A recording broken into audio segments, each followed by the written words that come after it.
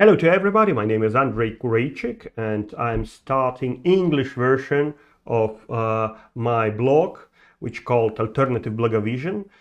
You can find it in Russian on the main page, and here we will try to deliver to international audience the truth and the vision why this war happened and what actually we can do to stop it.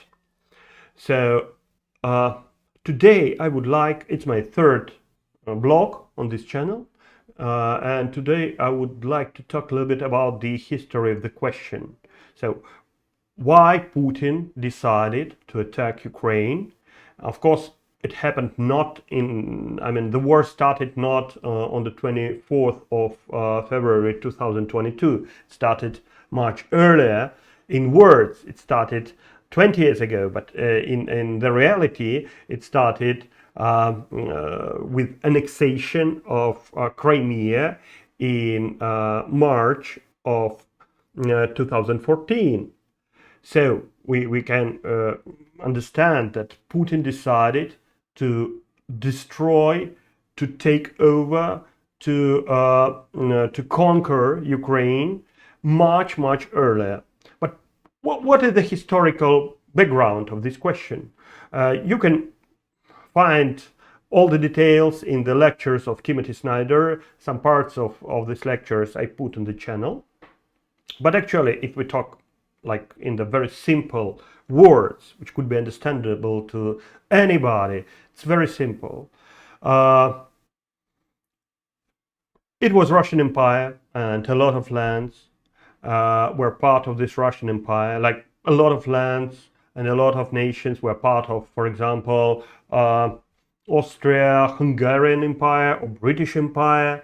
But, you know, all empires collapse early or later. Or Roman Empire, you can remember. Everybody was with the Romans in the 2000 years ago. But all empires have their time of life and then they collapse. So Russian Empire collapsed in 1917. In that year, Finland became independent, Poland became independent, Baltic countries became independent. It was attempts to get independence for Ukraine and for Belarus, for many other countries. So when communists, Bolshevik party took the power, they decided to make a kind of confederation, conglomerate, like United States. So USSR was settled as a confederation of republics. It was Russian Republic, Russia, which is now Russian Federation, Russia, it's something one, and then 15 other countries which were united in the USSR.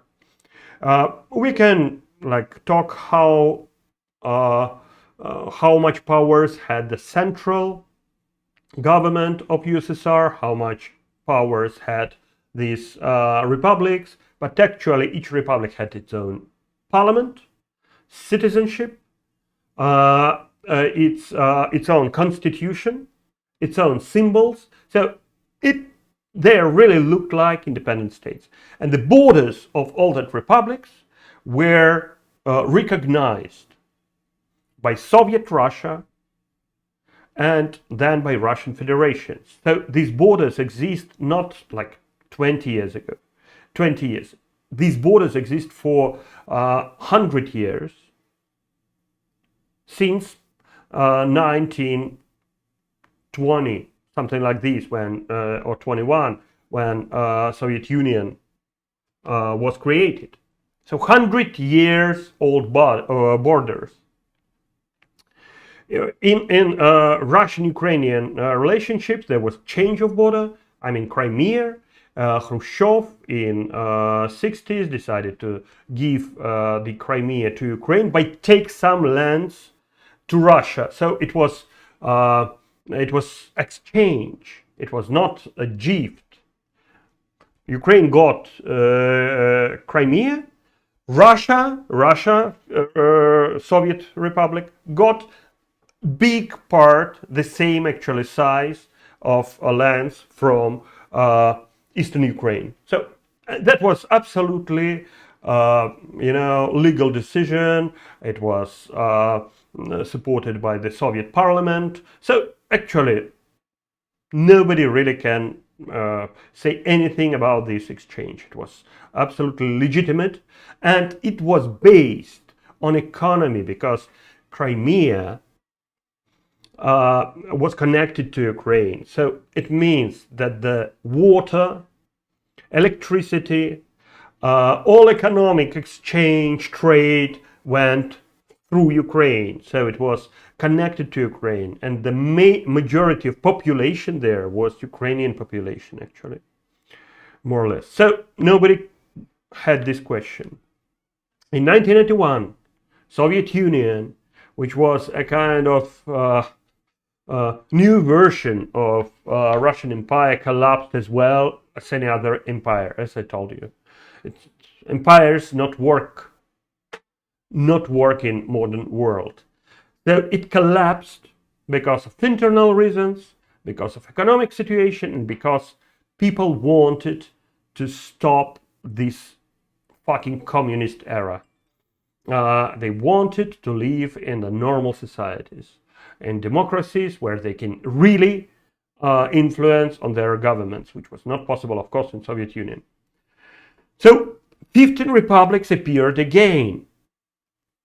Russian Federation, Ukraine, Belarus, Lithuania, Latvia, Estonia, Kazakhstan, and others. And when this country collapsed, they recognized borders of each other and made a treaty that they recognized these borders forever. Ukraine and Russia made one more treaty, the treaty about friendship, where Russia declared that it totally recognized borders of Ukraine, with Crimea, with everything. Then it was international treaty which calls Budapest Memorandum, where as well not only Russia, which was one of the guarantees, but as well United States, Great Britain, France, Ukraine, and some other countries, China, they all said, yes, these borders are like this. They cannot be changed with any reason. And but what really Putin put on the table? He put on the table the idea that borders and actually states means nothing, because Russia and Ukraine are the same nation, the same people. It's like, if Boris Johnson or Sunak says that actually there shouldn't be borders between Britain and Canada and Australia and United States, because all that people are they are British. They speak English language, so they are British, because Britain is the first country who implemented English language, and because they speak English language, they're the same nation, they shouldn't be any borders, and Britain can acquire, can take over of any of these territories. That's what Putin actually said. That was his idea, that there is no separate Ukrainian people, no separate Belarusian people, a lot of Russian people in Kazakhstan and in Moldova. So it means that all that, stupid things like international law, like borders, like states are not important anymore. So his war started as war of a kind of unification of Russian people. And the first attempt in Crimea was quite successful for him. I mean, it was no resistance, because in that time, in 2014, in Kiev, there was no power at all. It was Maidan, people were on the streets. Yanukovych just escaped. and it was no legitimate president, and of course, actually nobody could really stand forward to resist Russians in Crimea. Americans said that they will solve this problem diplomatically, so don't really, fight, relax. We will do. It was Obama administration. Of course, after everything, nobody really make any serious sanctions on Russia. Nobody really pushed to give Crimea back, and everybody like, that's okay, because they thought that Putin is about Crimea. No, Putin is not about Crimea, and Putin is not about any particular part of Ukraine. Putin is about idea that Ukraine is not exist, and Ukrainians not exist because all of them are Russians.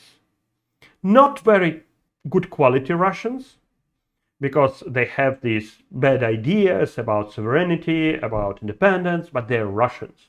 And they really want, in the depths of their heart, to be together with Russia.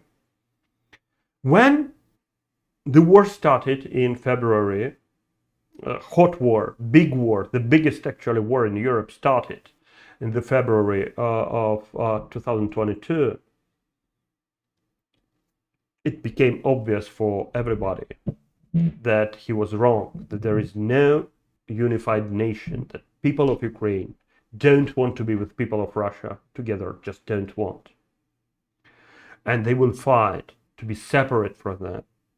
And even such a weak, actually, president as Zelensky, who was artist, who was comic, even he felt it.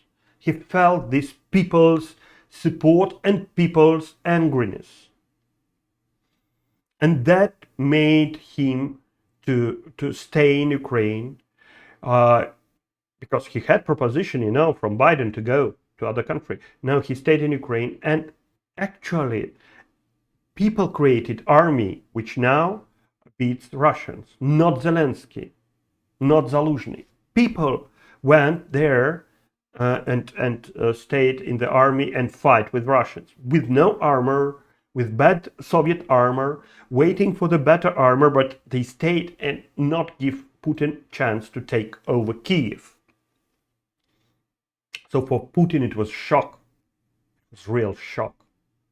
His idea of unified nation was fake, and he understood it.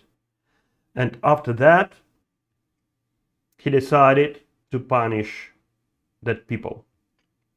So what we see now, all this terrorist attack on the electricity plants and everything, which creates really terrible situation for ordinary people, for elderly, for pregnant, for children, it's just revenge that people don't want to be Russians. Because his historical idea that Kiev started Russia. So it means that Kiev is the core of Russian nation. And now everybody understands that it's just a different nation, and Russians a different nation. And what we see now, it's a crash of his idea, which makes him even more angry, because now he doesn't want people anymore. He wants just lands, these historical Russian lands. So he destroyed the cities in order to push Ukrainians out of the country, and if it will be no people, nobody will really fight. Why should you fight for empty cities? So and he wants to take over these lands. But because he was defeated several times in Ukraine, he needs victories not only in Ukraine. So we will see that if he takes over Ukraine, he will go further. It's Andrei Kureichik on Ukraine, Belarus, Russia, Blogvision channel. Thank you.